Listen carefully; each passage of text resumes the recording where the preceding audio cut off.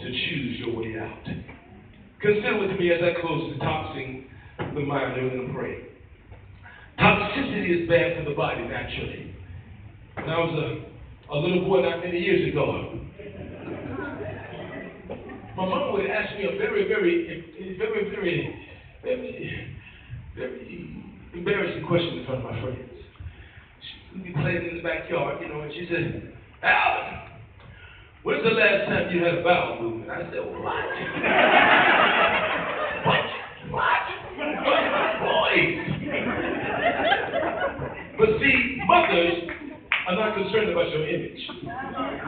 They're concerned about your health and your body, because little boys be eating a lot of junk. Can I get a witness?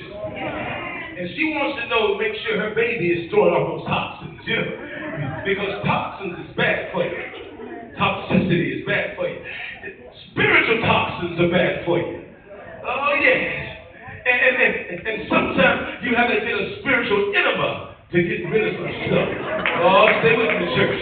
Oh, come on in. You know what I'm saying? And so in order now for us to experience the transformation of life and situation, a process of removal must take place. Dr. Karen Lee calls it the gathering. She said, you have to go and you have to gather some things.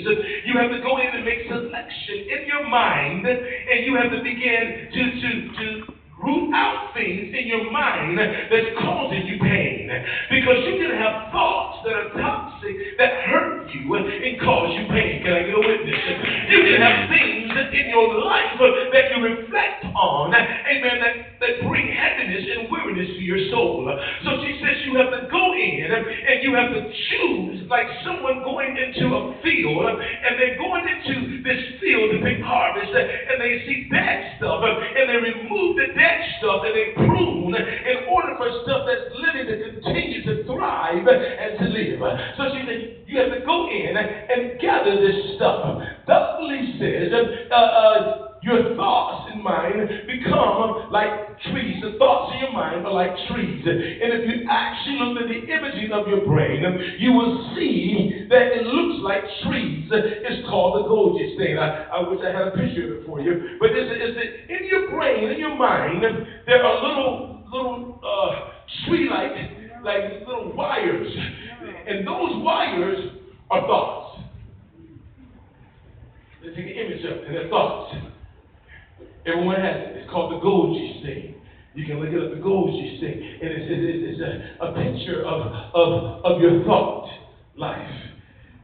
These trees are either toxic or non-toxic, meaning that they are comprised of healthy memories or toxic memories or toxic thoughts, meaning that we're either eating from the fruit of healthy memories or toxic ones, and this is reflected in our lives. That everything that happened in the earth realm started when someone ate from the wrong tree. When Adam and Eve ate from the wrong tree, we're in the mess we're in today. In your mind, your thoughts are like trees. You have toxic ones and you have non-toxic. And the life you're living today is an expression of the tree that you're eating from. That's why she said you have to go in and you have to begin by selection. Say, this has to go. This, I got to pull this out. This is bringing pain in my life. This is hurting my marriage because I'm always talking about what he did 3 or 4 years ago. You don't even know what I'm saying. I got to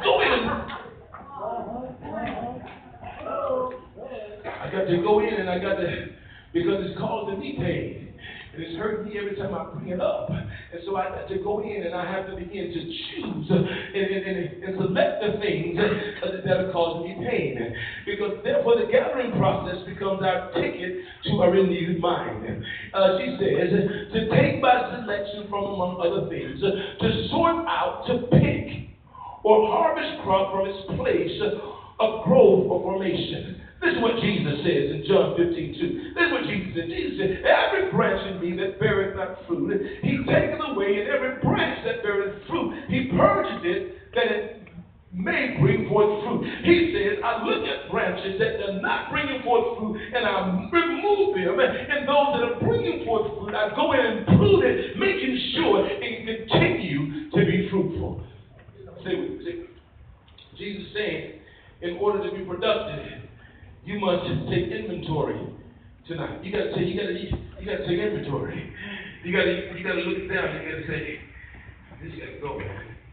I've been talking about this for a long time. See, anytime you keep talking about something, people come to you and say, man, I'm sorry. But you keep talking about something, they can't tell you they're sorry enough. Because you got a toxic thought, a toxic memory. And it's up to you to go in and pull that thing out. Because can't nobody do it for you. And it's been 15 years and they still mad at me.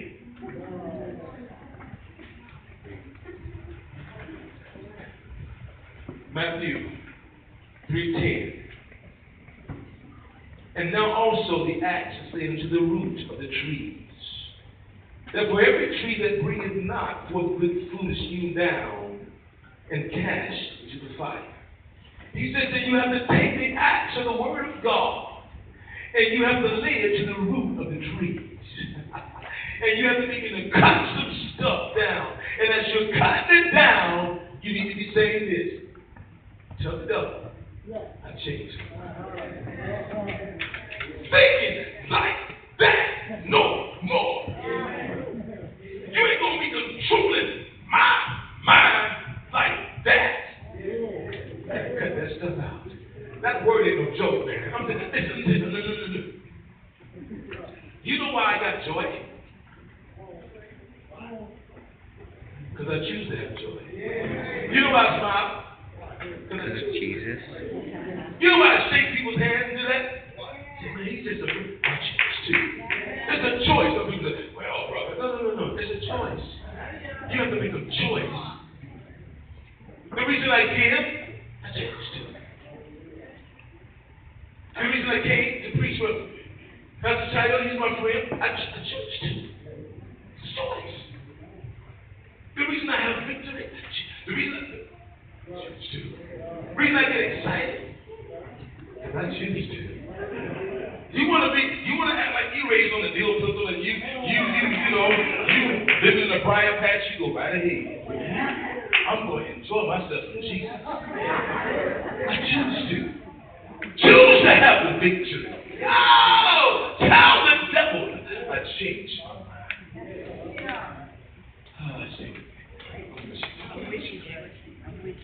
You have to take the word of God and speak to your mind and cut down that mess in your thoughts, life, and memories that put you in this endless cycle of pain. You got your children acting like you.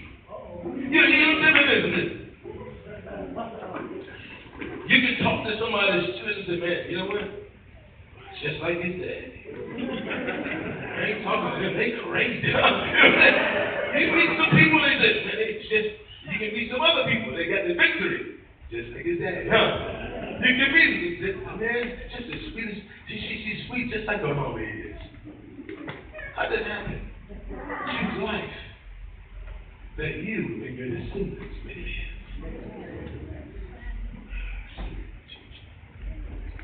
2 Corinthians 10:4-5.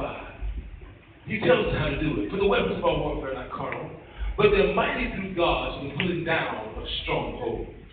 Casting down, now listen to what he says. Casting down and every high thing that exalts itself into the knowledge of God and bringing into captivity every to the obedience of Christ. So he goes here. Listen, he's not even talking really about the devil. Because we blame the devil for everything. The devil's somewhere in France. That's what people believe. It's your thought life. It's the way you think. He says, casting down imaginations and every high thing that exalted itself that tells you that God's not able. Every voice that speaks to you and manipulates you in your mind and bringing captivity every thought to the obedience of Christ. The prodigal son had to pull down every imagination, every thought that said his father would never accept him again. He had to gather every thought that exalted itself against the knowledge of God. He had to pull down self-pity, bitterness, and failure. He had to tell the devil, I changed my mind. Consider our text, our beginning text, Romans 12:2. And be not conformed to this world, but be ye transformed by the renewing of your mind, that you may prove what is that good and acceptable and perfect will of God. Now, I'm going to close. Here's the prodigal son. I love this. Here's the prodigal son. So here he is. Even the pig pen. I'm going to show you how powerful the Word of God is. He's a pig pen. He's thinking. Neurogenesis last night. He's sitting and thinking about his life. You got this. Sometimes you get to sit there and think about your life. Just think about where you are. The two most powerful things in the world, God being number one, and your mind being number two. Thank you. He's thinking. It's time to read this. The Bible says, comes to himself, I will arise, go to my father's house. I'll say these words to my father. Father, I just be a servant. I did wrong. Forgive me. Please be merciful. Okay. On his way home, as he changes his mind, he looks in the distance and he sees his father. Keep this in mind. That you may prove what is the good and acceptable for the will of God. See this daddy. He says, you know, look like my daddy. He's probably trying to get his stuff together, you know. Brother all raggedy and everything. Trying to phone his stuff. My goodness, man. He starts walking towards his man.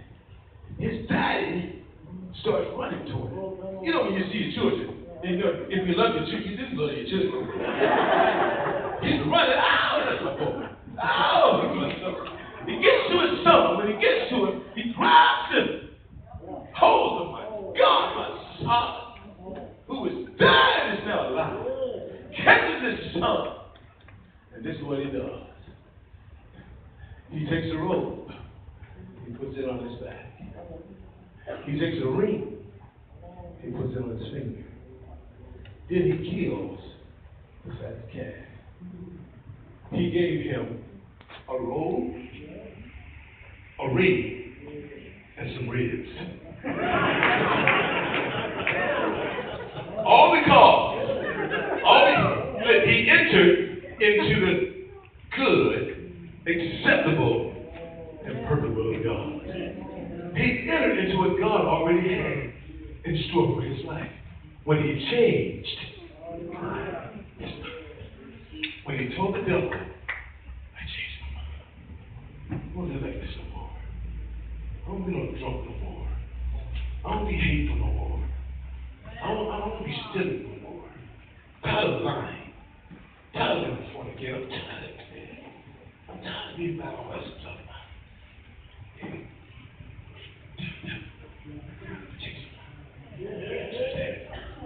Oh, listen.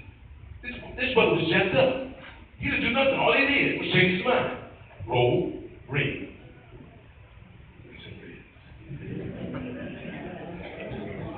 That's why you go to brothers to the south, you know what I'm saying? I feel God tonight. You say, Pastor, I want to tell the devil to change my mind. It's not just for people who are not saved. It's for us who've been saved a long time. We got bad patterns of thinking. Bad, undisciplined, unruly, mental activities happening in your mind. And you say, I'm going to pull some stuff down, man. You got to go in and say, that's got to go. That's been here a long time. That thought. Way I treat people, got to go. Way I think about people, got to go. Tell the devil, I changed my mind. All right, here's the Bible. Our eyes are closed. Thank you for your patience.